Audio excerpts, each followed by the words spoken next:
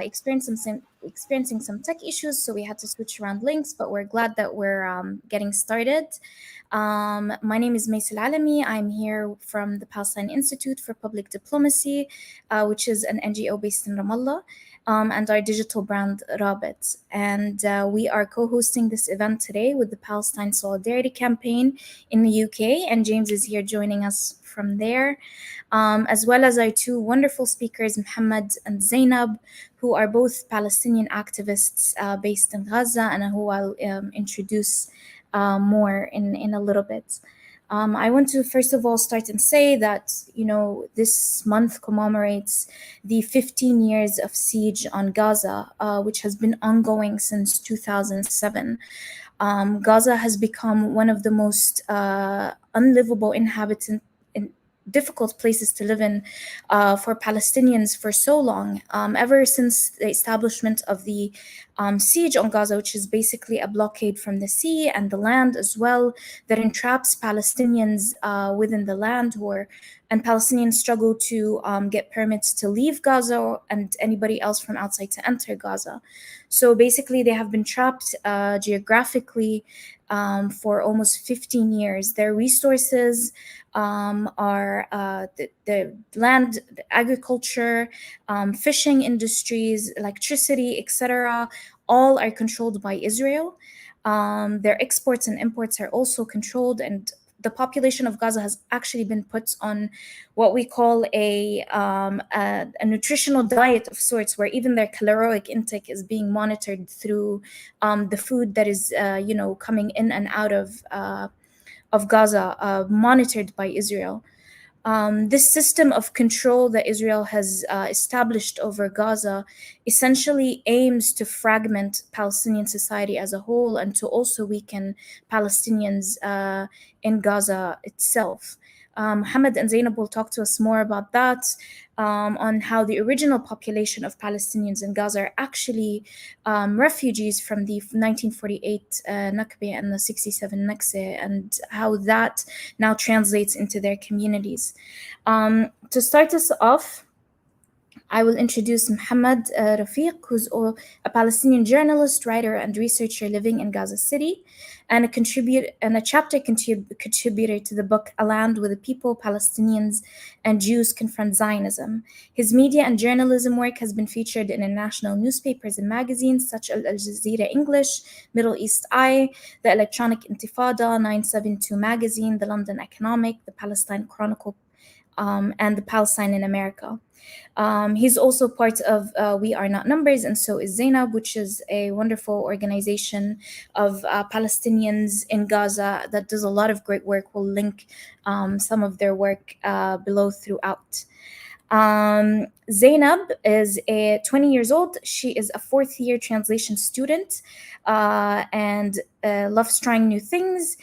She's open to a lot of experiences in her field, and she is passionate about arts, painting, poetry, books, and the art of translation. And we'll talk more about that, Zainab, during our talk, about how that also plays into the work that you do, the activism that you do. Another part of our talk today is going to be live streaming 2 episodes of short documentaries that Rābet and PIPD has created, called Gaza Stories. Essentially, these are stories that we wanted to feature, about 4 to 5 minutes each, that talk about the atrocities that Palestinians went through during the May 2021 assault by Israel. And so we will feature 2 of these today, and then we will link the full playlist for you to watch more.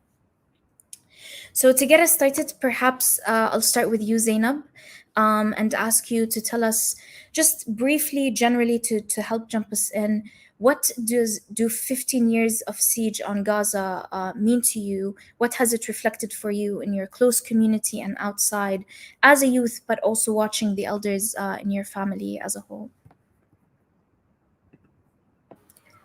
Well, first of all, thank you, Mais, for that introduction that you introduced us, and I'm really pleased to be here with you today. Speaking of the 15 years of siege, I'm only 20.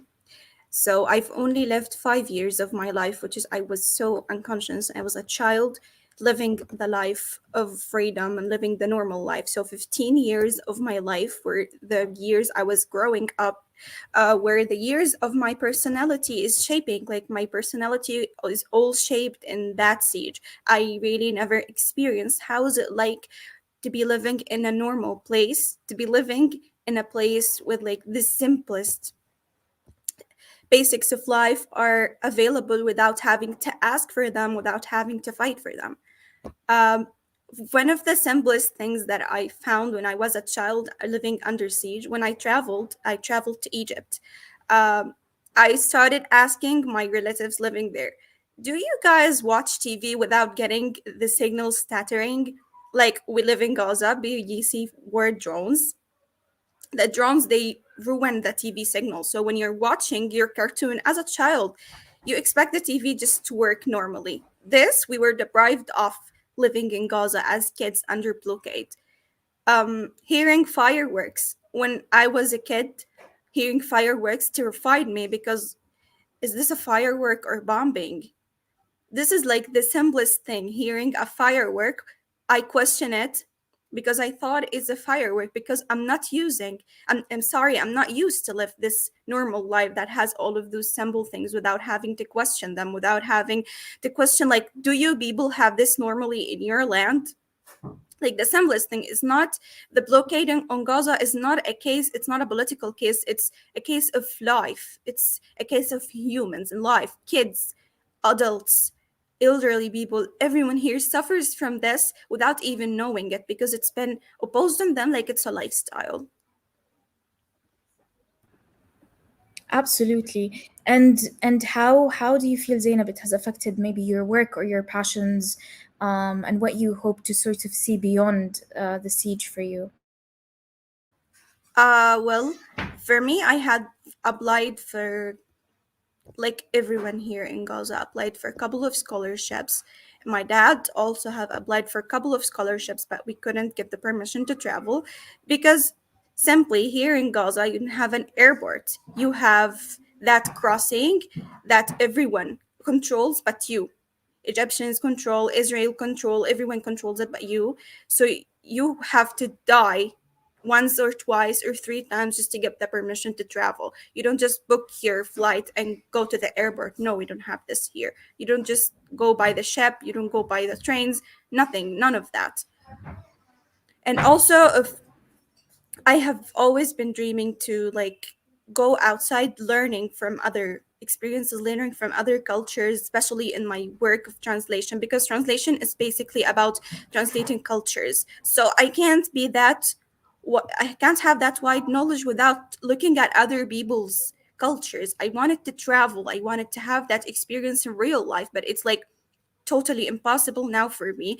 High costs of traveling, impossible of getting the permission to travel, and it's also hard for me to get a visa to travel to other countries like the UK and the US, which are like the core countries of us studying in the translation studies. We study their streams in translation, but I can't actually go there. It's really hard for me as I'm a Palestinian. And I'm afraid of being accused of being a terrorist coming from Gaza because I write stories about Gaza and I'm an activist telling the world about our case. Absolutely. And we've seen that, in the past year, how so many Palestinians, activists, human rights organizations have been criminalized for the work that they're doing. So, yeah, thank you so much, Zainab. Mohammed, maybe we'll move on to you, and talk a little bit about your experience. What does 15 years of siege really mean for you?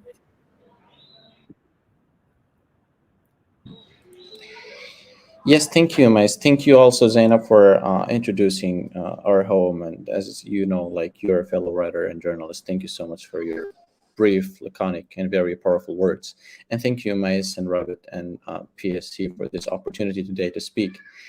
Well, it's speaking on like trying to summarize 15 years of blockade in Gaza. I mean, like I could simply start with that we have a lexicon that is unknown to many other nations and people, like blockade and isolation and apartheid and bombings and systematic degradation and destruction and decay, like living under a military occupation we wake up every day faced with worse versions of the same challenges and dreaming of going back home and dreaming of just having a life and dreaming of having, basic human rights. I personally, I was born under the smoky smell of gunshots and the crying children under a sky once famous for its, biblical stars that's now lit up with drones and war jets. So the routine of sleepless nights and the tragedy of war have imposed themselves as, our lifelong companions. And my normal, let's say, normal school days are blurry, but the fear I felt running from my primary school to escape the violent assaults on my city as my legs, ran directionless from the missiles dropping from the sky is still all like drawing a vivid, scary imagination picture in my head. I have spent the 23 years of my life in Gaza as a journalist, as a writer, as a citizen, and like, let's say, like, miraculously surviving four of these, attacks, besides the inhumane blockade. And through this, I wanted to stress on the side that I, just like 2 millions of human beings, persist and thrive to curve lives. I have managed to, to find love, to marry, to curve out my new family. But also wanted to stress the fact that these years have also burdened me with the loss of many loved ones and close friends. I have always found myself constantly trying to reconcile the ways and the many ways heartbreak can manifest itself. So, in brief, like 2 million of us are trapped by an apartheid wall to the east and a polluted sea to the west. And the Israeli state doesn't allow us to leave, so we are confined to the routine of the occupation and to the routine of the military rule and timing. And we are permitted electricity and water for 6 hours a day, like particularly at different times of the day. So without water, there is no food, no showers, no baths for the babies and children. When we do have water, we must wash in the dark. As a journalist, often when I'm writing, the electricity is cut off. My ideas, my words, and my ability to express myself and educate the world about what we are living in here would be lost until the next day.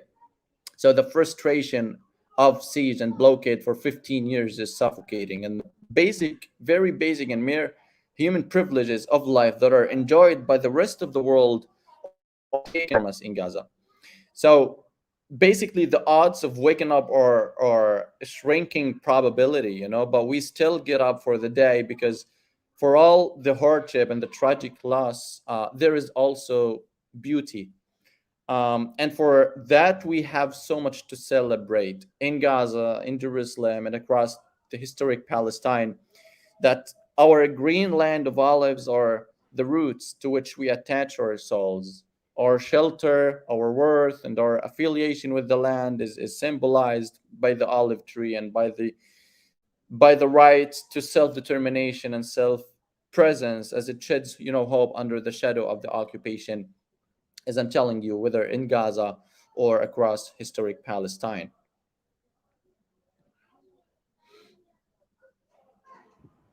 Thank you, Muhammad. And absolutely, I mean that is, I think both yours and Zainab's words are just a testimony of what these restrictions enforced by Israel intentionally as a form of mass punishment as well as control over Palestinians in Gaza is just, manifests itself in the daily lives.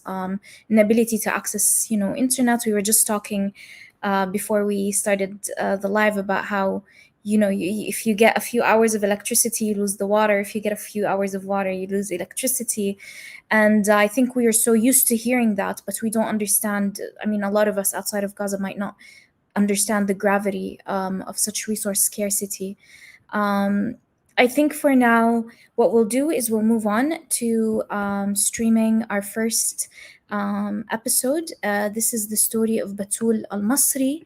And Batul, essentially, in this episode, shares with us her wrenching story of family loss and military assaults. She talks to us. She talks to us about how she found an outlet to deal with her trauma and her mental health. Being a 15-year-old girl born in Gaza, never left, and raised there, and sort of what the assaults that we hear, in 2000. The ones that happened in 2021, as well as the assaults on Gaza from 2008 to 2012, and then again in 2014, as a reoccurring event, being bombarded and attacked by Israel, what that really leaves behind, and the sort of trauma it has on the community. So we're going to go ahead and start streaming that. We'll share the links with you after to watch on your own time, but we hope you will enjoy.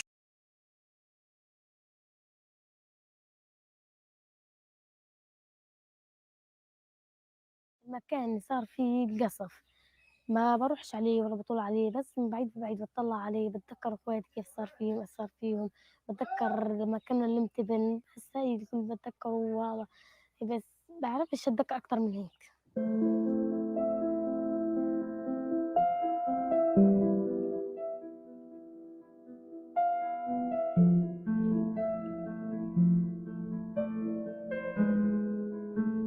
اسمي بتول محمد طه المصري، عمري 15 سنة، صف التاسع.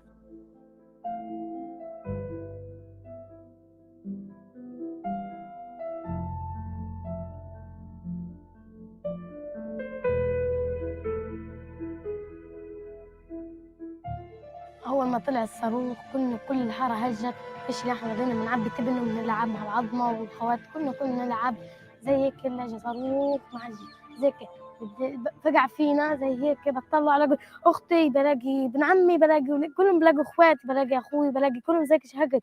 انا مسكت اختي لغايه ما عطيتها وما تكتاش، يعني بحس فيها، ما قدرتش اتمسك فيها وهي في الشاي بتروح معايا، مسكت فيها قرقت، خلاص ماليش خاطر اسيبها، ماليش.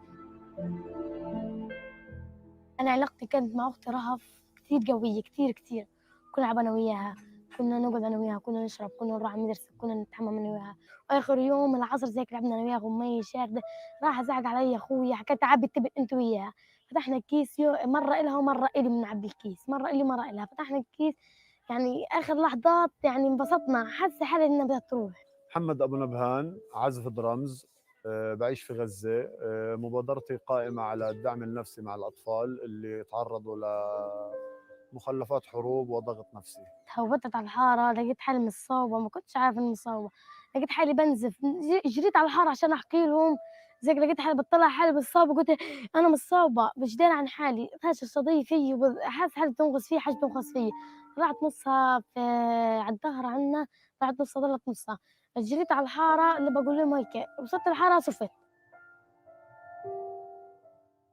ايش بتساوي الضربة عنا، كلها الضربة عنا، كلهم راحوا، كلهم ماتوا الا هم بالسيارات في الاسعافات حتى ما جنش لينا اخر دقيقتين لما اخوي احمد استشهد، اخر دقيقة لحقوه. انا المشهد حتى انا براسي مش راضي يروح، لما انام بسترخي وهي ترجع القصة، بحلم فيه، بصحى فيه، بحلم فيه، بفكر فيه، هي لما يفتح الموضوع اهلي وهذا، هي قصة برجع بعيط، وهي قصة بتضلها كامتة علي القصة، على الفاضي قم بقعد على الجاد، قم والله هي قصة عارف بتروحش مني. أنا بحس دايما لما أطلع من المدرسة أو أجي من المدرسة بحس في خوف، في حاجة تصير، بتلبك في حالي وفي زي كده، بشوف الطيارات وهذا برتبك شوي زي كده، يعني بخاف، أو وأنا رايحة بتلفت حوالي، بحس إذا بدها تهدفني أنا، يعني بخاف كتير، برتبك.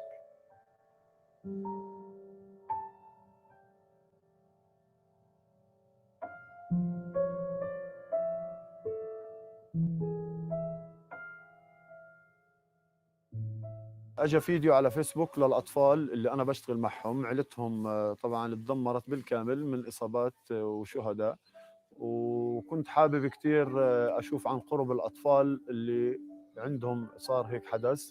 لقيت الموضوع مرعب جدا نفسيا، كانوا لدرجه انه اجسادهم يعني مقفله مشدوده من الخوف، واشتغلت معهم تجربة مع الأطفال الصغار، ومشى الحال لحد اليوم الحمد لله. يعني لي فترة كبيرة شغال معهم وفي تطور منيح في حالتهم، على القليل صاروا يضحكوا يعني. أنا نفسيتي ارتاحت بعد ما أجى محمد نبهان. نفسيتي ارتاحت، ويعني ما كانش كل حياتي كانت فرحة وواو. كل يوم كان يجي كل يوم كان يجي معاه محمد. أي حدا معاه زي هيك كنت أتفاجأ فيه، كان يجي معي مفاجآت كنت أتفاجأ فيه. كنت أجي محمد نبهان رايح أنادي الحار مع الفرحة، كنت أنادي محمد زي كمان الحارة، كنت أناديهم أجي محمد نبهان يلا تعالوا. يعني انبسطت كثير بعد ما أجي محمد نبهان، كثير انبسطنا. بتول اكتشفتها رابع مرة أجي على المنطقة اللي فيها العيلة. هي كانت أكبرهم سنا، وطبعا هي أكبر ضربة عندها في الخسائر البشرية، فاشتغلت معها. كانت مهتمة جدا في أي حد ممكن يطور من حالتها النفسية، والحمد لله اليوم بتول يعني بفضل العمل وبفضل يعني قوتها النفسية صارت أفضل بكتير.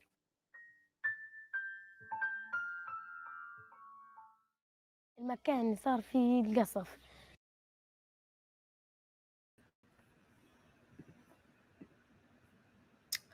Thank you all for sticking through with that. I think it's, obviously very difficult for us all to watch. It's not easy to watch the sort of emotional trauma that a lot of the children in Gaza are left with. And in fact, so many generations have now grown into Gaza, with 15 years of siege. So I know that is a heavy clip to watch, and likely the one after it is going to be as well. But I hope this is a space for us to talk and hear from Zainab and Muhammad, and to really think through the sort of experience that people in Gaza go through. So, Muhammad and Zainab, going back to you, if you were both back in Gaza in May 2021, perhaps sharing with us what sort of experiences or what the lived experience of these assaults are like for you, the sort of impact it has on your communities, on your personal families, as well as extended communities and families, and the long-term impacts of all of that. Perhaps this time start with Muhammad, if you'd like, and then we go to Zainab. Thank you, Mike. I think 1 year now has passed since Israel's 11-day attack on Gaza ended, and Palestinians in the Gaza Strip are still struggling to find the words to describe the horrors of this, experience. For them, the fourth major onslaught in just over a decade. It hurts my heart to remember the scenes of people out on the streets, knowing that if their home isn't safe, then nowhere else is either. And while mainstream media outlets celebrate the new calm in Gaza, personally, I and my family remain unable to sleep, because when we just like 2 millions in Palestine in Palestine's Gaza, when we close our eyes, we hear war plans, the hovering and bombarding relentlessly. Um, it's an experience that on one hand I don't want to recall the traumatizing images of death, uh, and at the same time I need to set them forth in vivid detail. It's a conscious recollection of the miasma of war as the bombs fell mercilessly. uh, People prayed quietly, grasping their stuff packaged and still dreaming of the life that's ahead, if they would ever be allowed to to have the chance to live it. So, and I remember working in the field as a journalist during the past 11-day attack on Gaza, and with each missile that falls, we have seen decades of memories and family gatherings, loves and hopes are torn asunder, and buried under layers of cement, along with the people whose lives are gone forever. And in my neighborhood, which is across Al Wahda Street, I'm sure you're pretty familiar with the name. Like we're still in the post-traumatic like yearning of that days, as a haunting experience. We remain gripped by the tragedy and terror, but as a collective description, and like politics all aside, we should in the Gaza Strip have the freedom of of rights restoration, to live in the fragmented parts of our own homeland safely, peacefully, with the privileges of humanity. I mean, if our suffering could teach the world, one message, it should be that Palestinians in Gaza are human beings entitled to basic human rights. So with the ceasefire now in effect, I'm not sure it's a ceasefire, because Israel just dropped war plans, missiles on the Gaza Strip days before ago. Can the world not see that it is time for us to feel true liberty and freedom, and a lifting of the Israeli blockade and all other restrictions imposed on us simply because we are Palestinians? And here leads us to to another definition of humanity being deprived in the Gaza Strip, that Palestinians never fought the Israeli occupation because of a different race or a different color or a different language or even a religion, but for the basic and the mere human rights. They have been deprived and they have been denied for over 7 decades now. The right to healthcare, to travel not only abroad but within the fragmented parts of their own homeland, to live in freedom. And what's so-called freedom? Yeah, it's so-called in the Gaza Strip because we have been calling for, but with rejected calls and with rejected demands, with rejected human demands for the whole 2 million population in the Gaza Strip. During that days, I remember the only, let's say, mercy Israel affords us in its onslaught is the dreaded warning calls to evacuate. It's a quick message telling us to rush outside our houses, and afterwards, you can see terrified bodies, scary to leave what is meant to be the safest place for them ever. You know, so that's in brief what it really meant for me as a Palestinian citizen living in the Gaza Strip, as a journalist, recollecting the past 11-day attack on the Gaza Strip and my people.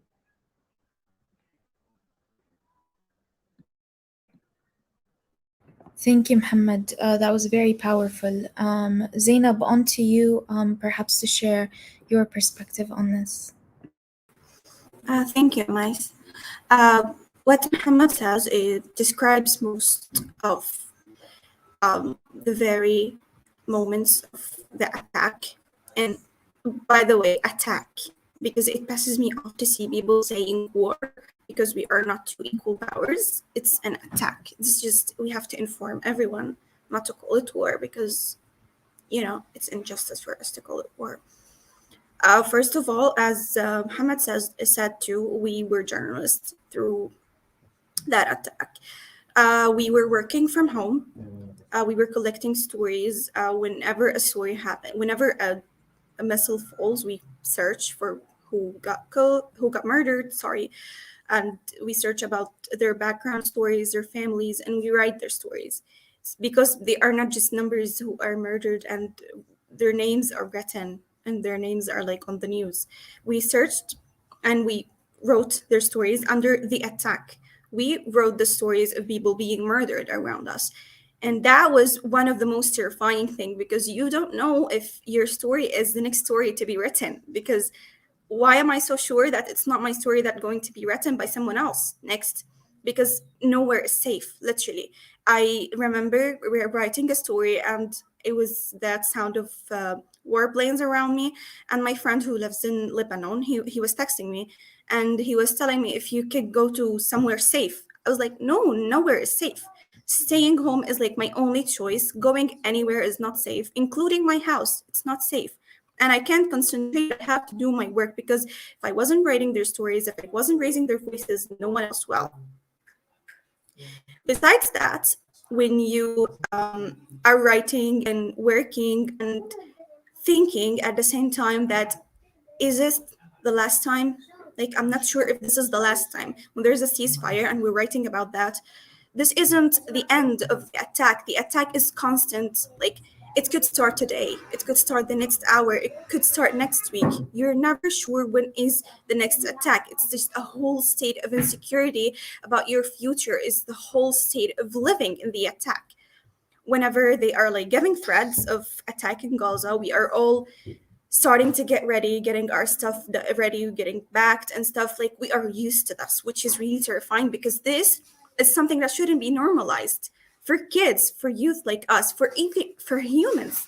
For humans in themselves, it shouldn't be normalized. Whenever you are told that there's an attack is going to be started, you just accept the fact and start preparing yourself for the attack like it's a state in your life, which is totally insane. Imagine yourself just sitting in your place and being told, tomorrow there will be an attack, you might die, you might lose your family, your friends, your close ones, your house, and you just start preparing yourself, like, because you know nothing is going to stop them.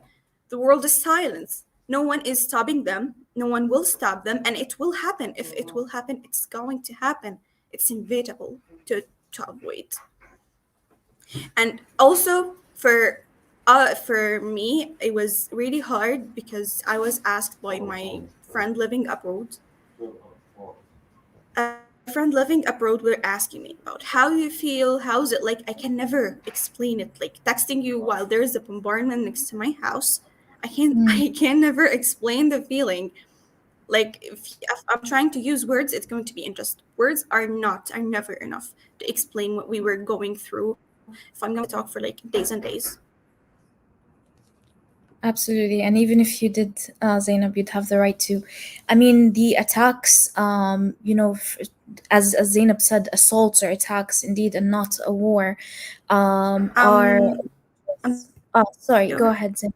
I couldn't hear you. No worries. Can you hear me now? Your voice were cutting. Yes. Okay, great. I'm glad. So as I was just reiterating what you're saying, that absolutely they are assaults and attacks and not wars, indeed. And I think, a lot of maybe mainstream media does not relay enough how violent and inhumane the attacks are.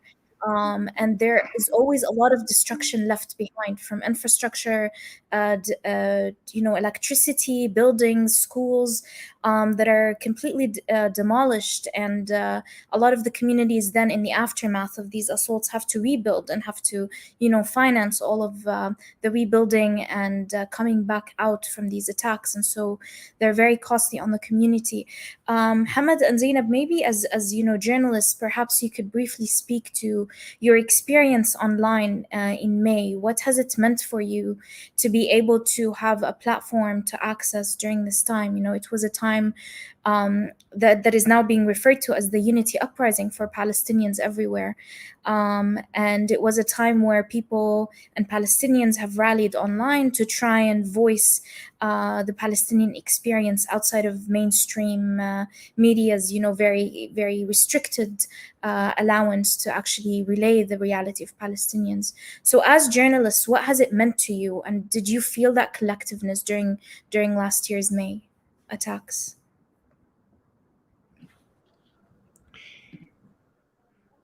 Yes, like most generally Palestinian journalists and the besieged Gaza Strip, just like every journalist in Palestine, are deprived of the protective status the press first has, or it should have. I mean, we report on the madness and the injustices inflicted on us by an indisputably superior occupying power that acts, through a labyrinthine system of deliberate targeting and arrests to suppress the truth that we possessed and sacrifice our lives solemnly and with love to tell. So like I do, Palestinian journalists in Gaza believe that independent journalism doesn't do justice to the nature of life under an apartheid system and military occupation for 7 decades.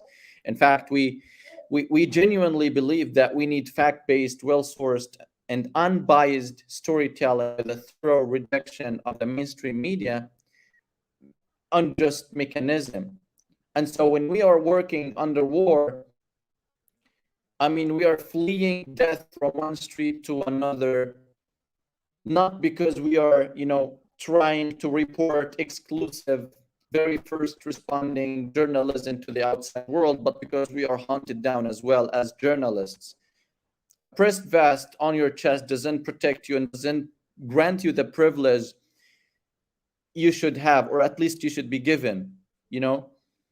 Israeli war plans doesn't discriminate against a Palestinian citizen, whether it's an adult, it's a child, it's an elderly. You're at the end of the day, you're a Palestinian, and you can be one of our target bank. And we have seen major attacks on civilian populations in the Gaza Strip, where journalists have been wounded and where journalists have been killed as well, with calling for the international community to step up and to act precisely against those limitations of freedom of press and media as well. But at the end of the day, I mean, we are not Ukrainian, it seems, after all. It depends all on the idea of the aggressor you're fighting. So whether it's journalists or it's citizens, you are demonized and you are dehumanized, because I mean, attacks on not only Palestinian journalists or Palestinian citizens, attacks on white lives genuinely matter to the world, whereas attacks on brown and black lives not only seem to be often neglected, but also demonized and dehumanized and not uplifted most of the time. So journalism in Gaza is being hunted down and being suppressed by the minute by the Israeli machine and war plans just to kill the truth that Shireen Abu Akleh and so many before her killed herself and sacrificed to tell, and Israel killed to hide and suppress. Absolutely. Thank you, Mohammed. That is very powerful. Zainab? Sorry, your voice were cutting when you asked them the question, so if you could repeat it. No, of course, yes. I was just saying about, in May 2021, which is now being referred to as the Unity Uprising by Palestinians, because everybody took on social media and tried to use their individual platforms to speak up on what was happening in Palestine. So for you during that time, what was your experience, especially as a writer and a journalist and an activist? How was, your access to your own platform or voicing what is happening in Palestine like, if anything? Like as Muhammad said, this type of journalism isn't enough to shed the light on the Palestinian cause because it's way bigger than this. But even for like the bare minimum of journalism, the bare minimum of the access to those platforms were hard for us because during the attack, for example, we were posting and telling the people stories, going on webinars, going on lives and podcasts, etc. But at the same time, we were getting shadow banned, as you know, the policy of Facebook, Twitter, and all those platforms. We were trying to reach to the world, but the world is blocking us from reaching to them. We got lots of hate comments. We got lots of people telling us that they don't care, reporting us, people telling us that they can't see our posts because they are shadow banned. So it's really frustrating to see that you're using the very bare minimum thing to share your cause and to tell the world sorry about it, but at the same time the world is just doesn't care. And one thing that we don't want the world to give us attention on the days of attack, on the days where people are being murdered, people are being imprisoned. We need the world's attention, not just for attention, not just for sharing. We need them to take steps and make actions. We need them to understand that we're not just victims who are victimizing themselves through social media and we're trying to get your attention, we're trying to get your money, as they say. Sometimes they call us like we're begging for attention, begging for money. That's why we're sharing those scenes, but they are actually scenes of reality. We're not victims, we're humans. We need you to look at us like humans, not victims. So that's how they see us when we are posting on social media, either getting shadow banned or we are just getting told that we are victims and we're just looking for their attention. Meanwhile, we don't get the world's attention unless there is Gaza under attacks hashtag. There's Free Palestine hashtag when there's something happening in Jerusalem, Sheikh Jarrah, for example. They're just sharing and posting, but we don't see that big change happening. So sometimes, yeah, we see it by people like prominent people sharing, prominent people talking about it, but it's not enough. It's never enough. It needs something really bigger than this, with better access to the world, with better access to bigger platforms than just social media. Agreed. Thank you, Zainab. And I believe, the shadow ban continues to this day. Palestinians are up against extremely censored platforms. And, the ability to actually break through the internet algorithm to actually on social media to actually get messages on Palestine going has become more and more limited. And for the audiences that aren't sure what shadow ban is, a shadow ban is basically a technique used by social media that silences certain topics online. This is a very vague description, but essentially, this is the tool that is used to oftentimes place restrictions and censorship on Palestinian communities, where posts or stories on social media, pictures, images, events, etc., don't get as much attention as other content that is made more popular online. And so a lot of Palestinian activists, as Mohammed and Zainab were saying, are actually struggling to break through this shadow ban and the censorship online to put forth their stories. But then again, Palestinians on the ground are truly the ones that are putting forth the stories of what it means to be Palestinian, and are a lot of times changing the narrative against what the stereotypical mainstream media is really putting out there. What we're going to do now is we are going to play the second episode from the Gaza Stories. Essentially, it's going to be the story of Yassin Oude. It's also another very heavy story, but he walks us through what it's like living in an open air prison that is susceptible to bombings from Israeli forces at any given minute. Talks to us about how entire families have been completely wiped out in Gaza, causing fear, anxiety, that one might suffer from the same fate as Muhammad and Zainab were saying, that it could be them next, or they're never sure where the attacks are going to hit next. And Yassine shares with us some of the ideas and solutions that he's come up with to live with this Israeli military assaults and attacks that happen so unexpectedly and so occasionally. And so we're going to go ahead and get started with that. And then I'll ask the audience if you have any questions, please leave them in the comments. I'll try to integrate them into our final discussion after the episode while we'll wrap up. And then myself and James will also talk to you about some of the work that our organizations are doing that you can support.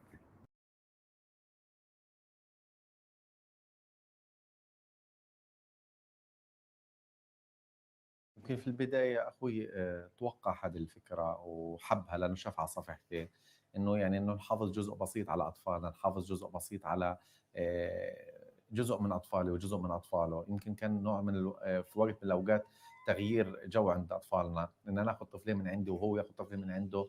كان إشي إنه نحاول نحكي مع أطفالنا، نقول لهم هذا جزء إنه أنتم كمان أمان، وجزء كمان إنه أنتم كمان إنه الأطفال يلعبوا مع بعض.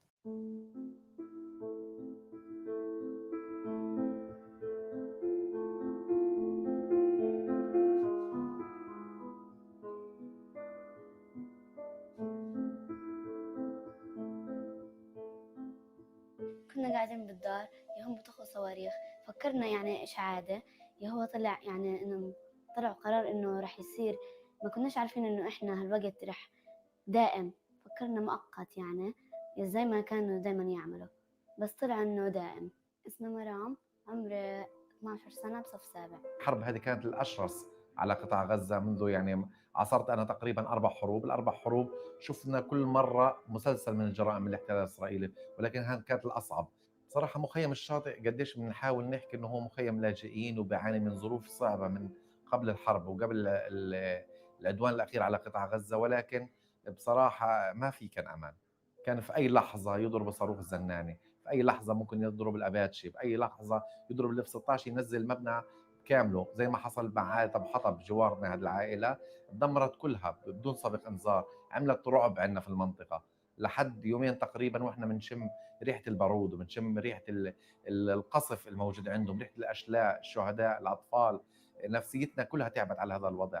كنا نخاف في الليل لأنهم كانوا يقصفوا صوت عالي، وكنا يعني نخاف نروح ماما وبابا ويطمنونا هم، وكنا كنا ناخد إخواتي عنا علشان ما يخافوش من الأصوات يعني. كانت تبدأ الحرب في مخيم الشاطئ بنحسها من الساعة 6 المغرب حتى 6 صباحا بشكل متواصل، ما في نوم، في رعب، في خوف، في صوات، في زوارق بحرية بتضرب، طائرات بتضرب بشكل مستمر. كان الحرب على غزة. أنا أكبر واحدة فيهم، بس أنا كنت أخاف وبس كنت أطمنهم لأنهم هم صغار وأنا أكبر واحدة فيهم، فكنت أطمنهم ويعني ماما وبابا الأكبر منهم ما يطمنونا. بصراحة الخوف على أطفالنا كان يواكبني في كل لحظة، في كل لحظة، في كل مشهد، كل ما أشوف طفل، كل ما أشوف حدا أحس إن أنا فقدت حد من أطفالي. كانوا عائلة أبو العوف وعائلة أبو حطب انقصفوا، وعائلة أبو العوف كانوا أصدقائنا، فخفنا عليهم وكمان خفنا على حالنا كمان. وهذا كان الحدث الصادم الموجود عندنا. قد ما هدي من روعتهم وحاول أقلمهم وحاول أغير من نفسيتهم باستخدام الألعاب، باستخدام الموسيقى، باستخدام عدة طرق، ولكن كان بصراحة الصوت كثير صعب. كنا نجيب ألعاب وهيك، بس الصوت كان مسيطر علينا أكثر من الألعاب، لأنه كنا نلعب ونخاف وننقل ألعابنا من أوضة لأوضة. أكيد فكرة إنه الإبادة كانت لعائلات بشكل كامل، يعني بدون سابق إنذار، هي هذه الفكرة الأولى اللي خلتني أتجرأ ونعمل تبادل مع أخوي. لأنه بصراحة لو روح على السجل المدني بعد العدوان الأخير هنلاقي عائلات تم إبادتها بشكل كامل. كنا نشوف على التلفزيون عائلات وأطفال كانوا يقصفوهم، وكمان جيراننا قصفوهم، عشان هيك خفنا وكلهم ماتوا ما حدش ضل، فعشان هيك خفنا كتير. ويعني صار موضوع في راسنا إنه يمكن يقصفونا إحنا. بتذكر حدث صار معنا في خلال الحرب. كنا قاعدين بأمان، جزء من أطفالي عند دار أخوي وأنا ماخذ جزء من أطفالي من أطفال أخوي عندي. فجأة تفاجأنا أنه قصف لمنزل لآل أبو عودة، هو أقارب لإلي المنزل، ولكن كنا نتوقع أنه أنا الضربة في دار أخويا وأخوي كان بتوقع عندي. الأطفال صار عندهم رعب، صار عندهم أصوات إنه خايفين على أخواتهم، على أولاد عمهم، على عمهم نفسه، وأنا كذلك كان عندي رعب. مش عارف ايش اسوي، جوالي برن بشكل متواصل، مش عارف امين ارد، مش عارف اسال، برن على اخوي مش قادر اصل له، وهو كمان برن علي مش قادر يصلي. يعني خلق عنا رعب نفسي مع رعب بشكل كبير. يمكن هذه كان الاصعب في لحظات الحرب علينا على غزه. لو في بيوت آمنة كان اللي ماتوا ما ماتوش، كانوا ضلوا عايشين. احنا حقوق الانسان مش موجوده، حقوق الطفل مش موجوده عند اطفالنا. يعني بصراحه في اسر كثير مش موجوده عندها الحقوق الاساسيه اللي بنقدر نقول مسكن ومأكل ومشرب، الامان، الحياه الكريمه. بصراحه العالم كله متمتع بالحقوق الا اطفالنا. دائما احنا بنحس حالنا بسجن مغلق.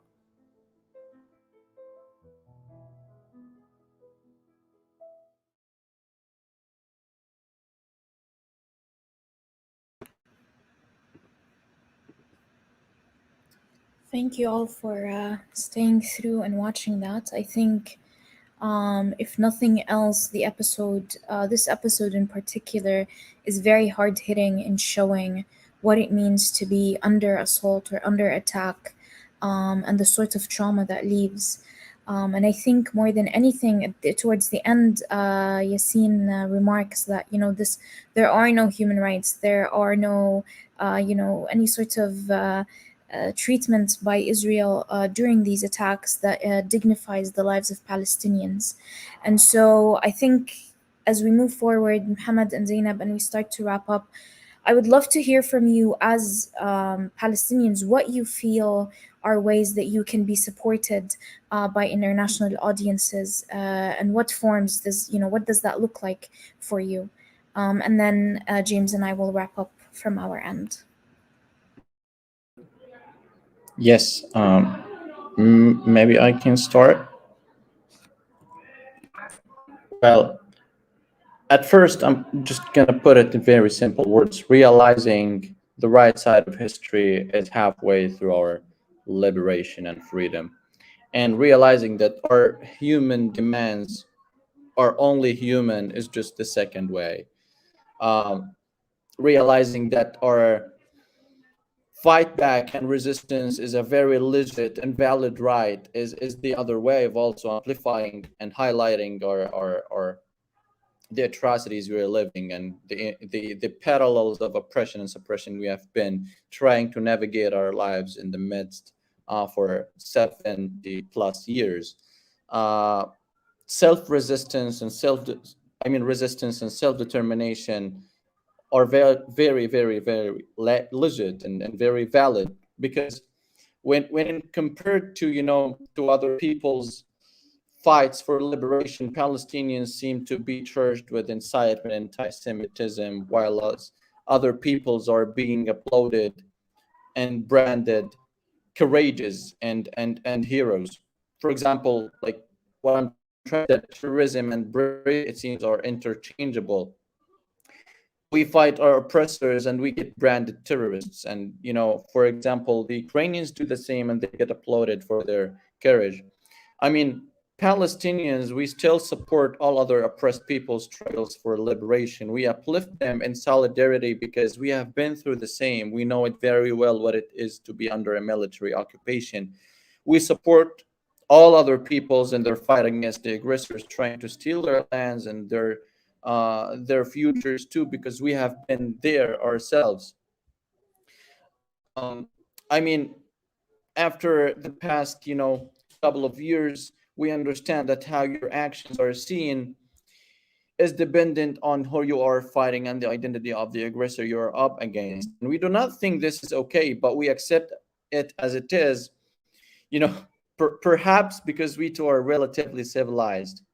But the truth is, Palestinians are just calling for very basic human rights and privileges, not for the sake of bloodshed or hatred. Palestinians can be friends with anti-Zionist Jewish around the world, but they can never be any close with any body trying to steal their lands and futures and lives by dispossessing and ethnically cleanse them from their indigenous places and homes and villages and towns. So this is the question of history in Palestine. The truth is, we are just fighting for liberation, and realizing that our demands are just so is the way for our liberation to be lived very soon enough, not only in the news and not only in the written contexts about our struggle. Absolutely. Thank you, Muhammad. That's very powerful. And Zainab, over to you. As I said before, we need the international community to take real actions. We are really sick of he said, she said. They declared and they posted, they tweeted, we are sick of this. It is helping. We're not saying it's not helping, but I think it's time to hold the attackers, to hold the occupiers for their crimes. They need to be punished for their crimes. Otherwise the crimes will continue, the blockade will continue, the attacks will continue like nothing is ever happened. Sorry. Like everything we do is in vain. We keep calling for help, we keep calling for them to take actions, but when nothing happens, it happens again and we keep calling again. It's a vain circle. It's a vicious circle we keep going in. So we need them to educate themselves. It really helps. We need them to educate themselves about who's right and who's wrong. We need them to educate themselves about the Palestinian cause, because when you are sharing false information, you are really not helping. When you think that you are doing something for us, for Palestine, while you're actually not. You're actually doing us wrong when you are not educated enough. Keep sharing, keep talking about the cause. If you are not able to do anything else, it's helping. It helps us. Because after the attack, a lot of people who never knew about Palestine, a lot of people who never knew what Gaza is, where do we exist, they always thought that Gaza is in Jerusalem. They always thought that we live in Israel, what's so called Israel. They never knew about us. So when they are educated enough, they can be good defenders of the cause. And we demand also, again, that Israel will be held accountable for their crimes. If they're not held accountable, they're going to keep doing them. And everything we do is going to be in vain. Absolutely. Thank you, Zainab. And I think that's a very powerful note to start wrapping up on. I will add James also to our conversation now as we wrap up, and pass over the platform to you, James, if you want to talk a little bit about the work that you're doing at PSC and any actions you want to lift up for the community watching. Sure. Thank you, Mace. I wonder, Mohammed, I think you had one more thing that you wanted to come in and say before I get to that. Would you like to come in? Yeah, sure. Yeah, I just have one slight comment at the very end. Just wrapping up what Zainab was saying is that the attention we are getting as Palestinians is really good, but it's never enough, because the attacks of Israelis are not happening against Palestinians in moments of tension and on breaking news only. What Israel tries to do is that it's a labyrinthine system that interjects loss and hardship in every little aspect of our lives. So, for example, it controls. It never comes to you saying that you have to leave your house immediately or we are going to kill you. It creates a system. It's a process of system where it controls your water resources, to make you think of just washing your face and just having a shower, or even getting access to clean drinking water, to the point that you start consider leaving. It makes you go through a lot of checkpoints and military checkpoints when traveling within the fragmented parts of your homeland to visit a relative or a neighbor or a friend. And the abuse and the humiliation we go through at these checkpoints is enough to make you leave, as enough to make you think of departure. So it's never enough. And once the attack is over, the media sheds the light away and Palestinians go back to reconcile with all the manifests of hardship and losses and tragedy. So it should be continuing to the moment that not only breaking news are just entitling Palestinians, but also afterward, where the world is silent against Palestinians and is competent in the way Palestinians are being deprived of their rights and their lands and lives. Thank you so much, Mohammed, and also Zainab. It's been extremely moving hearing from both of you your stories and what it's like living in Gaza. Well, I'd like to just very briefly talk a little bit about actions that people in the UK can do, because obviously what's happening, the blockade of Gaza, the repeated attacks, they happen not in a bubble. It's with the complicity of the international community, and the British government is deeply complicit in these things which are going on. And in particular, I'd like to point out a campaign that we have, the Stop Arming Israel campaign here in the UK, which is calling for an end for the UK-Israel arms trade, so both the importing and exporting of weapons. And we have an e-action which is live at the moment for people to write to their members of parliament about this topic. And I would urge people here, as a way of taking action and doing something in the UK, please do write to your members of parliament. I'll put that link in the chat in just a moment. But thank you so much for joining us and for talking about your experiences.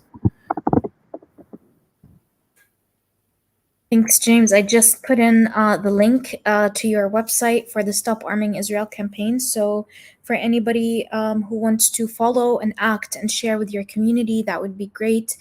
And I don't have much to add to what Mohammed and Zainab said, but indeed, make sure that if you are trying to educate yourself or your community to follow Palestinians that are on the ground in Gaza, elsewhere, the entire Palestinian population is going through assaults by Israel's army and forces on a daily basis, from Al-Naqab to Masafir Yatta to Jerusalem and Sheikh Jarrah, and all of this is enabled by the impunity that Israel enjoys for the war crimes and crimes against humanity that it's committing, and it's expanding settlements. And so Please do follow organizations as well, such as ours and PSCs and others in your local community to amplify. If you are based in Europe, I will also paste in the link for the ECI petition that is going around to stop trade with illegal settlements, the European Citizen Initiative petition, and its main target is to stop the trade, EU trade with Israeli settlements and other illegal settlements that allow them to profit off of stealing and annexing indigenous land. There's also a link that I'll be attaching for the Defund Racism campaign in the US in case you're joining us from there. And if you've signed up to our mailing list, you'll get an email with all these links as a follow-up. And this live will also be saved if you ever want to return back to it. Other than that, I want to say thank you so much to everybody who joined us and who stuck through, and to Mohammed and Zainab very much for giving us both of their times and the amount of mental health and energy that it takes to really participate and talking about your own trauma after living it every day. So thank you, Mohammed and Zainab, very, very much. And thanks, everybody. You're welcome. Thank you for the opportunity. It's been an honor. Thank you so much. Thank you.